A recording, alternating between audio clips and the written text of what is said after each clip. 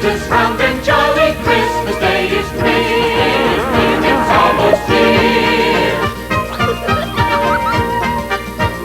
Happy shoppers, merry berries, Christmas Day is near, it's almost here. Tree lots filled with greens and berries, Christmas Day is near, it's almost here.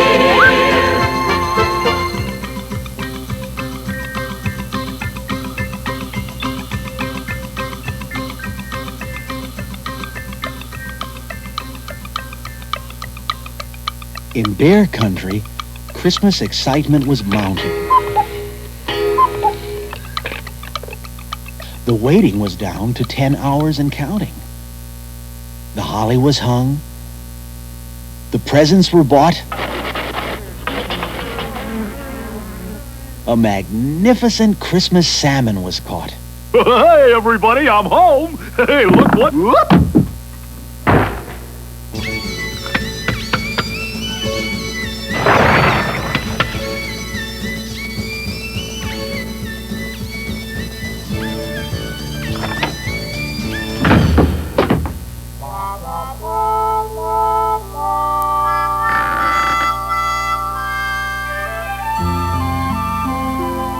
And now it was time for the most fun of all. Getting the tree. A tree full and fat. Straight, green, and tall. For the Christmas delight of the bears, one and all.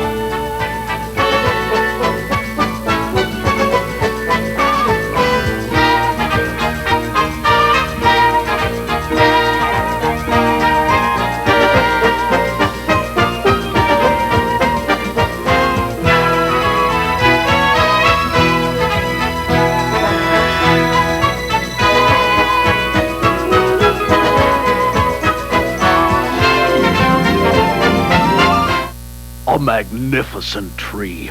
A tree full and fat, with oodles of needles and crannies and nooks. Get out the tree things. Where are the hooks?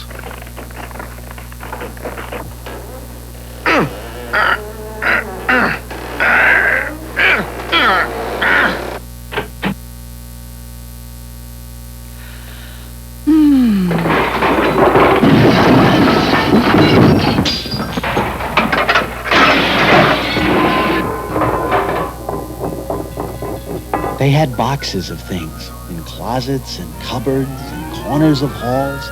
They had bangles and bells and bright-colored balls. There were some that were heirlooms, saved year after year. A Santa Bear sled with tiny reindeer. Strings of bright beads to hang in festoons. A musical bear that sang Christmassy tunes. 'Tis the season to be furry, especially if you're a bear. But the bear's finest tree thing, their finest by far, was the thing for the top, their Christmas tree star.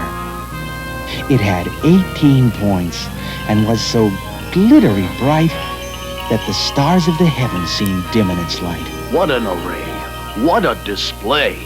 What a grand and glorious sight it will be when we hang all this stuff on our Christmas tree. Why, bears will come from near and far to see how Christmassy we are. Ta-da! So all the bears needed now, don't you see? All that they needed now was the tree. A tree straight and tall, fine, full, and fat. Come, cubs, said Papa, as he put on his hat. Now be sure to dress warmly, said wise Mama Bear. There's more than a hint of snow in the air. And oh yes, buy our tree down the road from Grizzly Gus. I'm sure he will have the right tree for us. Snow? Said Papa, sniffing the air. Not a chance. The weather today will be bright and fair. Besides, I can always tell if we're going to have snow by a sharp shooting pain in my left big toe. Bye-bye, Mama. Bye-bye. Bye, Mom. Bye-bye. As for Gus and those trees lying in stacks, not for us. Papa said, as he took up his axe. But, Papa, I don't mean to fuss, but Mom said to buy one from Grizzly Gus. Christmas trees. Fresh cut indeed. It looks more like some overgrown evergreen weed. Merry Christmas, Gus. We were just, gum cubs.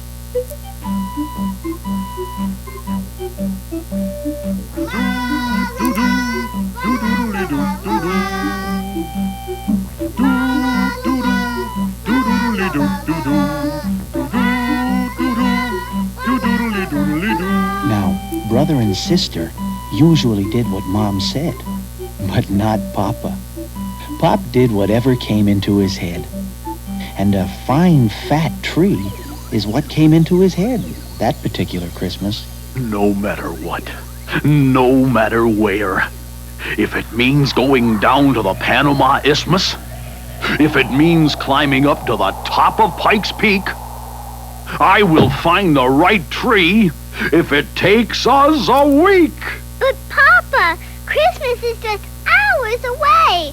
We must find our Christmas tree today. But Pop didn't hear. Papa was just a bit carried away.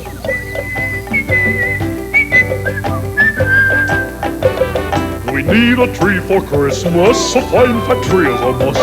Without one, frankly, Christmas Day would be enough of us. A tree on which to hang our bells, our brightly colored balls. And all the other things piled up in closets and in halls. A fine fat tree to put beneath our 18-pointed star. A tree to show how really truly Christmassy we are. A Christmas tree and all that it implies. A Christmas tree and all it certifies. Piles of fancy presents, Santa kinds of pies. Boysenberry honeycomb. Crayfish fricassee. But first of all, my friends, first we need a tree. Yes, first of all, dear friends, first we need a tree. We need a tree for Christmas, a fine fat tree is a must. Without one, frankly, Christmas Day will be an awful bust. But Pa was forgetting something that day. Christmas is more than show and display. It's more than just tinsel and pink plastic stars and stuffing yourself with sugar nut bars. There was something important that Pop was forgetting. Christmas is forgiving. It isn't forgetting. This was a time to be thinking of others. Mamas, papas, sisters, brothers. A time to think of each neighbor and friend. But all that was forgotten as they rounded a bend. As they rounded that bend, what did they see? Papa's perfect Christmas tree. What a tree. What a tree. This surely was it. Its green was so green. Its tall didn't quit. Its nooks all had crannies. Its crannies had nooks. The one question was, would they have enough hooks? What a tree for our bells, our bright-colored balls, and all the things stacked up in our closets and halls. The perfect tree to put beneath our 18-pointed star. The perfect tree to show how Christmassy we are. Stand back, Said Papa, making ready to chop. Wait! Sister cried. Hold it, please, Pop. On the timely advice of small Sister Bear, Pop managed to stop that axe in midair. And a good thing, too, for that Christmas tree trunk just happened to be the home of a skunk.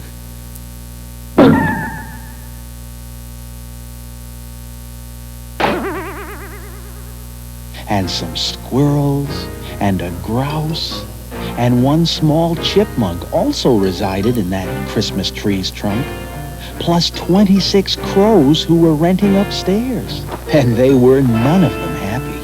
to see those three bears. Though this tree at first seemed quite a find, it isn't quite what I had in mind. Come, Cubs!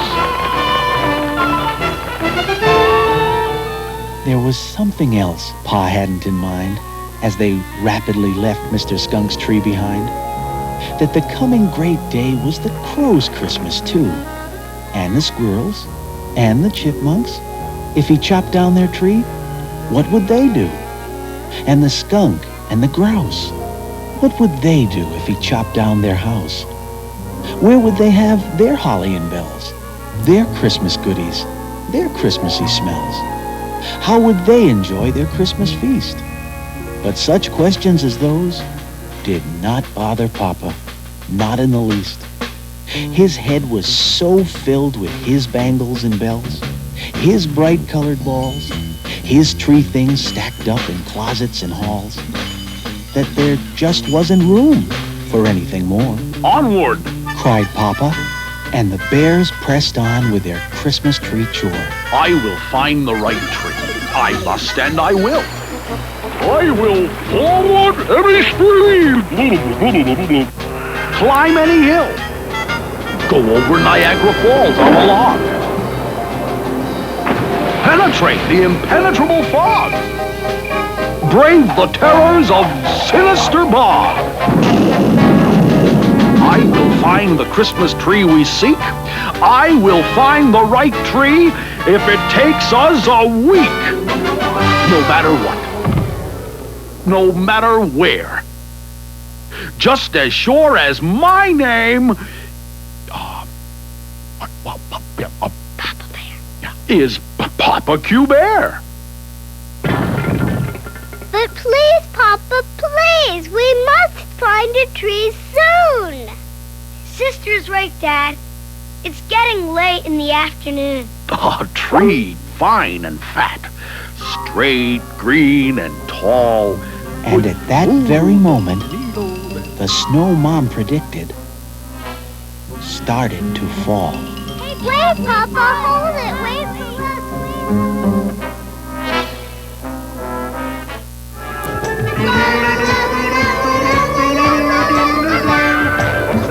Christmas tree, it never, never fails. A Christmas tree, and all that it entails. 7 kinds of honey. Pails and pails and pails. Chopped sardines with cherry sauce. Chocolate-covered snails. Chocolate-covered snails. Yeah. Yes, a Christmas tree is something we cannot do without. Because a tree with all the trimmings is what Christmas is about. What a tree. Yeah, it's really a beauty. Axe, Papa said. do your duty. It was quite a fine tree, sedate and tall, graceful and regal. It was also, it happened, the home of an eagle, and a hawk, and a wolf, and a great snowy owl. The eagle took off, while the hawk, and the wolf, and the great snowy owl set up a terrible, terrible howl. The noise seemed to come from every direction. Then, Mr. Eagle expressed his objection.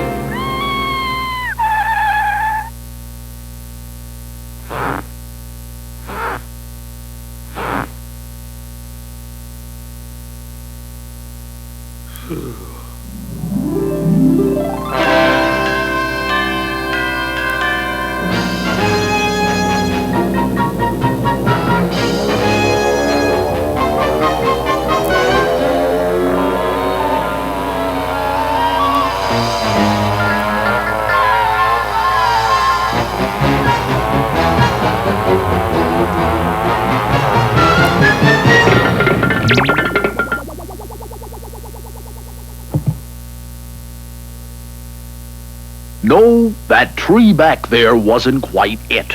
Its green was too green. Yeah, and it leaned a bit.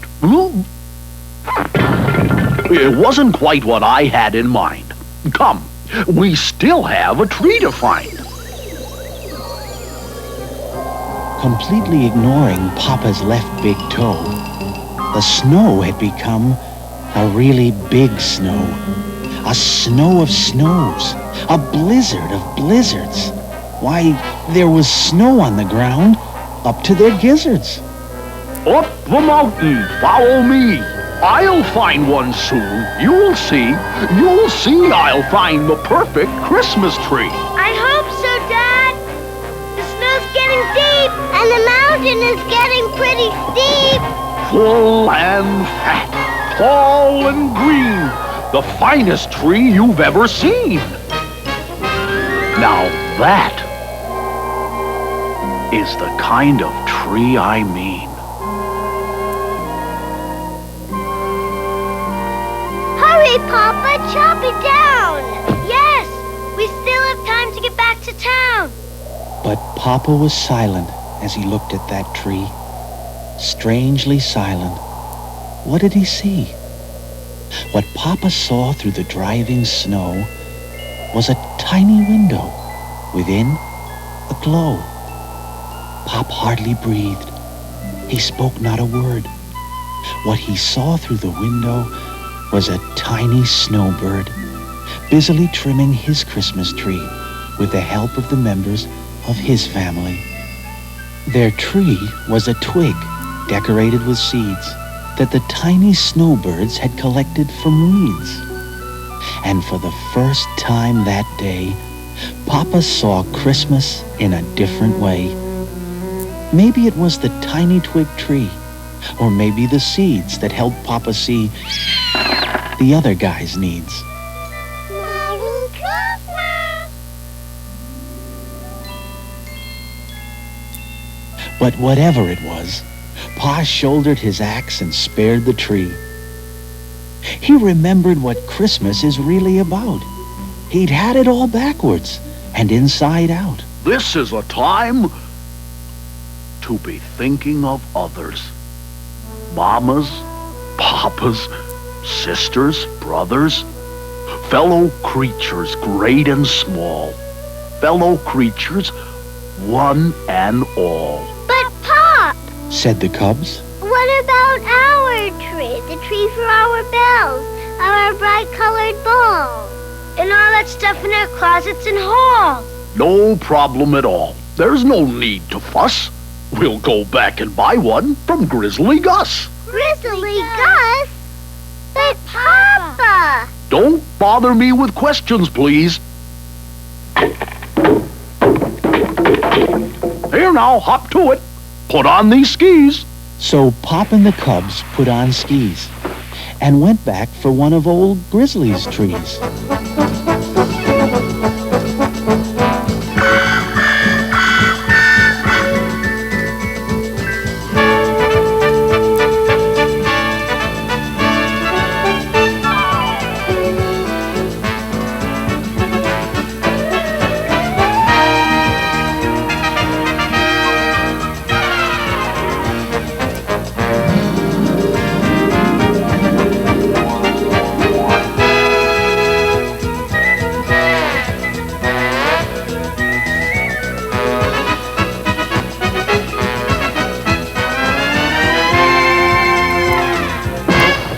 But when they got back to the Christmas tree lot, the lot was there, but the trees were not.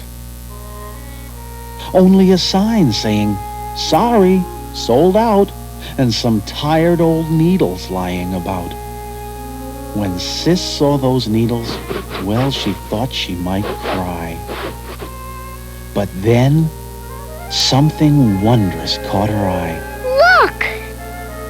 Somebody has decorated our house! And somebody had.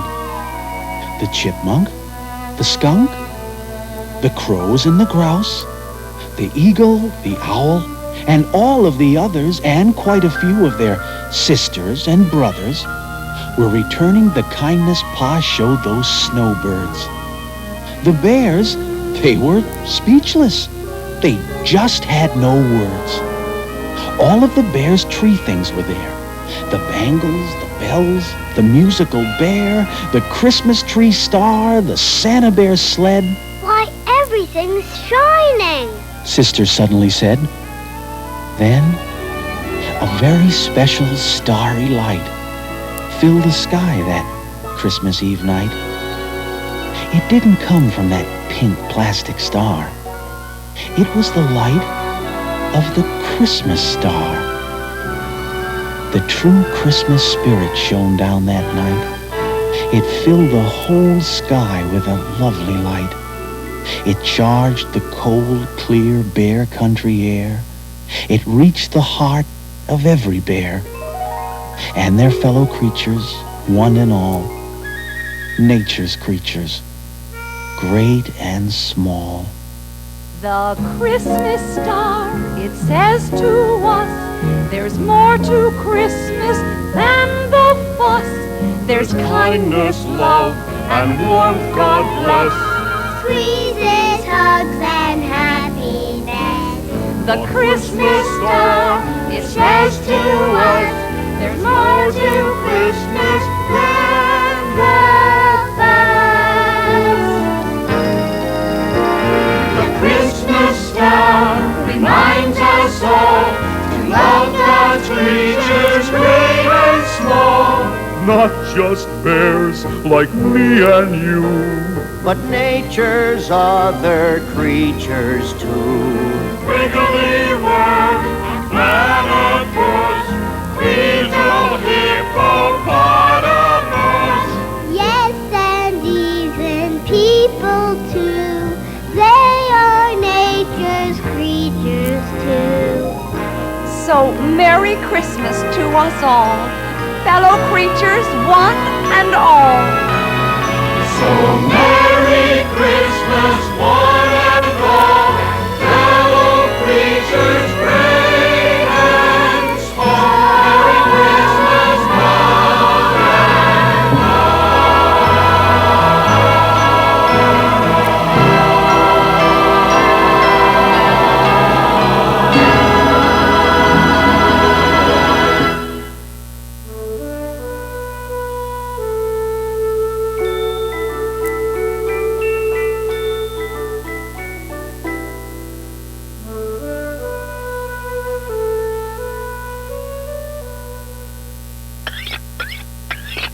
Pop, I'm not thinking of others bit. How about the salmon? How about it? Your remark shows wit and perception. But in the case of the salmon, we'll make an exception.